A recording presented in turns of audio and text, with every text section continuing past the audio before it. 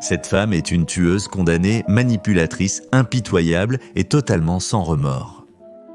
Pourtant, pendant un certain temps, elle a captivé toute la Thaïlande et peut-être le monde entier. Les gens achetaient tout ce qu'elle portait. Quoi qu'elle utilisait, cela se vendait en magasin. Parce que les médias avaient involontairement créé une sorte de célébrité tordue. On les appelle les meurtrières. Laissez-moi vous ramener au 26 mai 2017. Les champs tranquilles de Khon Kaen en Thaïlande, vers 1h de l'après-midi, les agriculteurs travaillant dans la région ont senti une forte odeur désagréable. C'était accablant, alors ils l'ont suivi. Et là, ils ont découvert des draps noirs partiellement enterrés dans la terre. Ils ont décidé de creuser pour trouver la source et après quelques minutes, ils ont découvert un seau contenant un sac poubelle noir à l'intérieur. Ils ont été horrifiés de trouver des parties de corps humains. Les parties supérieures du corps d'une femme les ont alarmés. Ils ont immédiatement prévenu la police. La police est arrivée en quelques minutes et a commencé son enquête. Ils ont alors découvert un deuxième seau contenant également un sac poubelle noir. Celui-ci contenait la moitié inférieure de la même victime. Le corps avait été délibérément démembré, scié en deux. La victime semblait être une jeune femme dans la vingtaine avec de longs cheveux noirs et une taille d'environ 155 cm, soit un peu plus de 5 pieds. Son visage était gonflé et meurtri et son corps montrait des signes de violence. Une laisse de chien était attachée autour de son bras droit tandis que son bras gauche avait été coupé au niveau du coude. La partie inférieure du corps n'avait que des sous-vêtements et était couverte de taches de boue, comme si elle avait été traînée et jetée là d'une manière ou d'une autre. Elle portait des bagues et avait 2 tatouages, un sur son dos, un nom, Apishaya Yontun en anglais, et un autre sur sa poitrine gauche disant simplement « Poppy ». Les enquêteurs se sont tournés vers les réseaux sociaux pour trouver des réponses à la recherche de cette Apishaya Yontun. Ils ont localisé un profil Facebook appartenant à une femme qui vivait dans la même région et sur cette page Facebook, ils ont trouvé une femme sur les photos qu'ils croyaient être la victime. Cette femme paraissait entourée de nombreuses autres femmes. Toutes semblaient avoir travaillé à Cléopâtre, un centre de divertissement de la ville connu pour ses bars, karaokés et ses services d'hôtesse. La victime a été identifiée comme Warisawa Klingjui, une jeune femme de 22 ans originaire de la province de Chinat. Et je la désignerai par son surnom Am. Maintenant, Am avait disparu depuis le 23 mai, juste 4 jours avant que son corps ne soit trouvé. Et elle travaillait comme fille de karaoké et hôtesse de boissons. Mais les photos sur le Facebook d'Apishaya Yontun semblaient révéler bien plus qu'une simple amitié. En fait, Am apparaissait si fréquemment dans ses publications que les enquêteurs ont commencé à soupçonner qu'elles étaient dans une relation amoureuse. Et cela compliquait les choses car Am était en fait mariée juste 3 à 4 mois avant d'être retrouvée enterrée dans les champs. Quand la mère d'Am est venue identifier le corps, elle a révélé que les amis d'Am avaient remarqué son absence le 23e mais n'ont pas signalé cela jusqu'au jour suivant. Lorsqu'ils ont été interrogés par la police, les amis ont bien confirmé qu'Am voyait une autre femme en secret. La police pense que la méthode de meurtre et de démembrement suggère une main inexpérimentée. Le tueur avait probablement une rancune personnelle contre Am qui aurait pu le pousser à commettre une telle violence. Que le mobile découle d'un conflit relationnel, de litiges financiers ou d'un autre problème, la police pensait que le crime était enraciné dans l'émotion plutôt que dans un acte de violence aléatoire. Enfin, il pensait que le meurtre et le démembrement avaient eu lieu ailleurs et que ces restes avaient ensuite été transportés, jetés et enterrés dans le champ. À l'époque, ils avaient de plusieurs suspects. Pourrait-il s'agir d'un mari furieux découvrant les affaires secrètes de sa femme ou l'un de ses amis jaloux? Mais en haut de leur liste, ils voulaient en parler à cette femme, Apishaya Yontun ou Poppy, le nom tatoué sur Am. Parler à Poppy n'était pas difficile du tout. Elle a admis être en relation avec Am depuis 3 ans. Ils ont rompu lorsque Am a épousé son mari Sachai Batamdi, âgé de 35 ans. Malgré cette rupture, Poppy a admis qu'Am continuait à l'appeler pour parler de diverses choses, maintenant une connexion même après son mariage.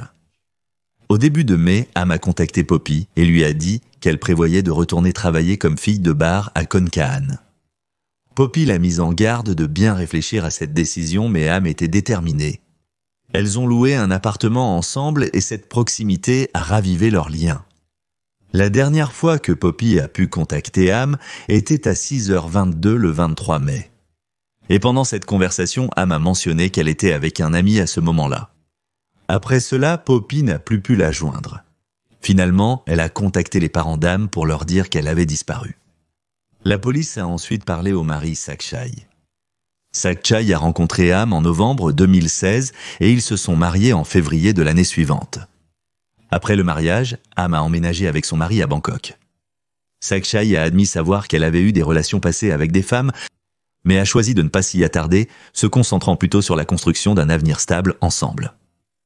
Au début du mois de mai, Am a dit à Sakshai qu'elle voulait retourner à Kangen, affirmant qu'elle resterait avec des parents et comme le travail de Sakshai nécessitait des déplacements fréquents dans diverses provinces, il était souvent loin de chez lui. Elle a dit que cela la faisait se sentir seule. Bien qu'inquiet au début, Sakshai a accepté et il a continué à lui envoyer de l'argent. Cependant, il a rapidement découvert qu'elle vivait avec Poppy et non avec ses proches. Cela a provoqué beaucoup de disputes entre eux et Sakshai craignait que leur lien soit plus qu'une simple amitié. Il a interdit cet arrangement. Sakshai a déclaré que la dernière fois qu'il a vu Am en personne, c'était le 5 mai lorsqu'il l'a confronté à propos de sa vie avec Poppy. Par la suite, ils sont restés en contact par téléphone et via Facebook.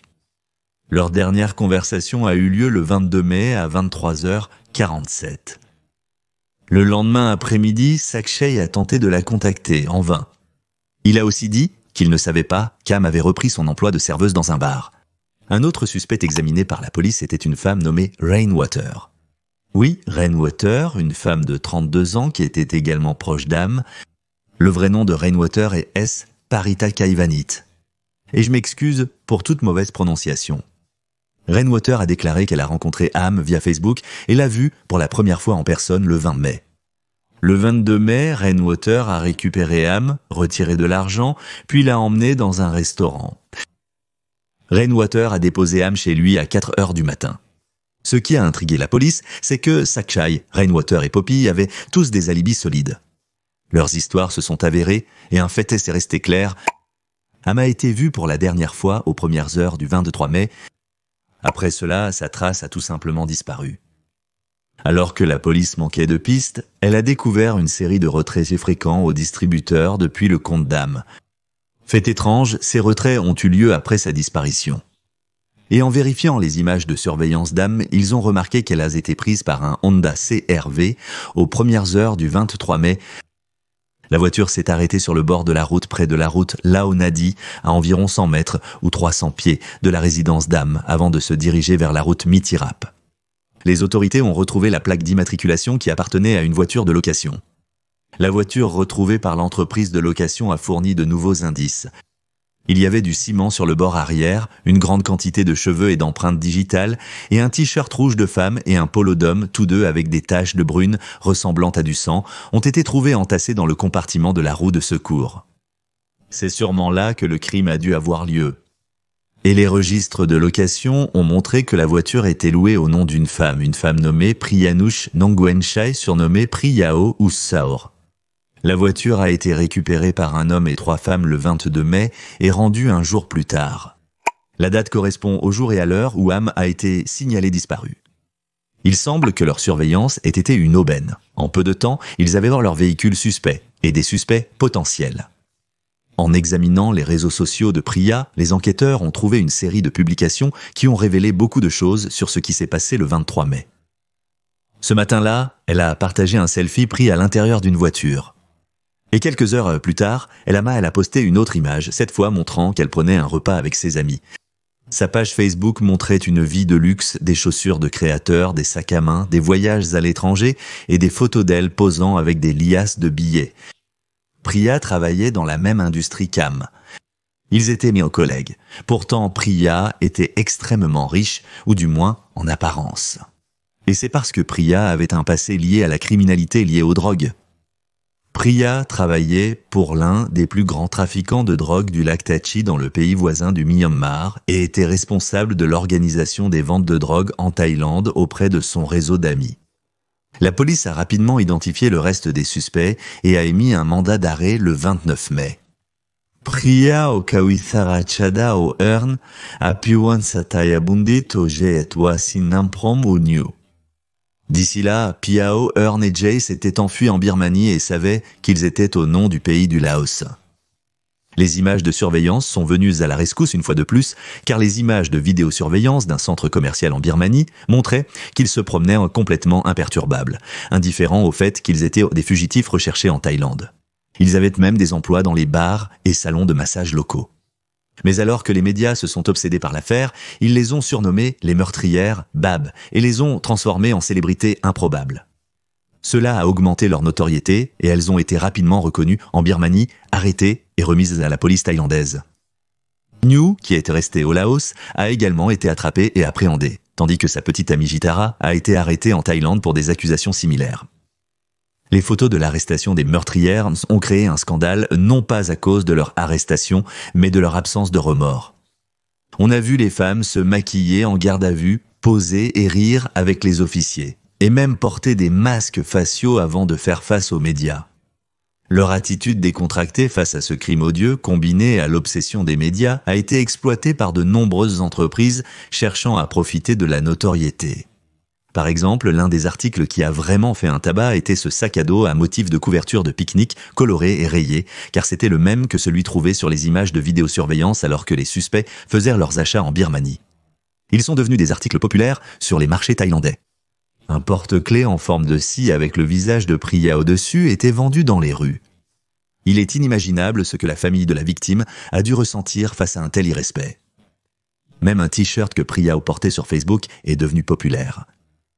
Les dames ne coopérèrent pas vraiment avec la police, ou peut-être que la police ne les poussait pas assez, car le seul homme du groupe, New, a rapidement avoué ce qui s'était passé. Il a dit que Priya était convaincue qu'Am avait informé la police dans une affaire de drogue, ce qui a conduit à l'arrestation de son mari. Furieuse, elle a retrouvé Earn et Jay au restaurant pour discuter du plan. Earn a passé un coup de téléphone. Elle a dit à Am qu'un client voulait la rencontrer, mais c'était bien sûr un piège. Cette nuit-là, dans leur CRV nouvellement loué, ils sont allés chercher Am chez elle. Elle n'avait aucune idée de ce qui l'attendait. Une fois dans la voiture et encerclée, Am a été prise en embuscade. Priao l'a attaquée. Elle a étranglé Am jusqu'à la mort. Et quand elle a fini, tout le groupe est allé faire du shopping. Ils ont acheté des fournitures pour couvrir le crime. Ensuite, ils se sont enregistrés dans un complexe touristique, et ce complexe a été utilisé pour la dissimulation et le démembrement. Priao a grossièrement scié le corps d'Am dans la salle de bain, puis a fourré ses parties inférieures et supérieures dans leurs seaux respectifs. Ensuite, elle a demandé à New de l'aider à les mettre dans la voiture. Ils ont ensuite conduit jusqu'à un champ isolé pour y enterrer les preuves. Mais ils n'avaient pas encore fini. Ils ont pris le téléphone d'Am et l'ont donné à la nouvelle petite amie de New, Jitarat, qui l'a vendu pour $3 500, soit un peu plus de $100. Certains pensent que le tuyau d'Am, ou la délation comme vous pourriez l'appeler, a tellement irrité le réseau de drogue qu'il a ordonné à Priao de tuer Am. Mais cela n'a jamais été confirmé. Jitara a été accusé de vol tandis que tous les autres suspects ont été accusés de meurtre prémédité et de dissimulation de cadavres. Pendant le procès, seule Jitara a avoué avoir commis une faute. Priya a donné une explication intéressante de l'événement. Elle a dit qu'elle avait accidentellement couvert le nez d'Am avec sa main, insistant sur le fait qu'elle avait seulement l'intention de bâillonner la victime. Et je me demande combien de temps elle a accidentellement couvert son nez et sa bouche. Comme je suis sûr qu'Am luttait pour respirer, et donnait des coups de poing et des coups de pied, et cela a été largement contredit par tous les autres suspects qui y ont dit que Priao avait utilisé un sac en plastique noir acheté dans une épicerie plus tôt pour l'étrangler à mort. À l'intérieur de la voiture, il est probable qu'ils aient couvert la tête d'Am avec un sac et tiré sur les deux extrémités jusqu'à ce qu'elle soit suffoquée et étranglée en même temps. En mai 2018, le tribunal provincial de Kongan a rendu son verdict. Priya a reçu la peine maximale de 34 ans et 6 mois, tandis que Wassim et Ampran ont reçu 23 ans, 4 mois et 21 jours. Les 4 sont restés en détention depuis leur arrestation, mais Jitarat, qui avait été libéré sous caution, a été condamné à 1 an de prison pour avoir vendu le téléphone volé d'Am. En plus de Jitara, tous les 4 ont été condamnés à payer 1 million de bahts thaïlandais, soit $29 000 américains, à la famille d'Am et 100 000 bahts thaïlandais supplémentaires, soit $2 900 américains, pour les funérailles. Il n'est pas clair si Am a vraiment dénoncé le mari de Priao, ce qui a conduit à son arrestation, mais ce qui est clair, c'est que la notoriété et le statut quasi célèbre de Priao, qui ont été exploités par de nombreuses entreprises en Thaïlande, ont éclipsé le souvenir de la femme qu'elle a tuée. Pendant ce temps, la famille pleure toujours la perte de Warisara Klinjui, qui n'avait que 22 ans. Repose en paix, Am. Merci d'avoir regardé, prenez soin de vous et à bientôt.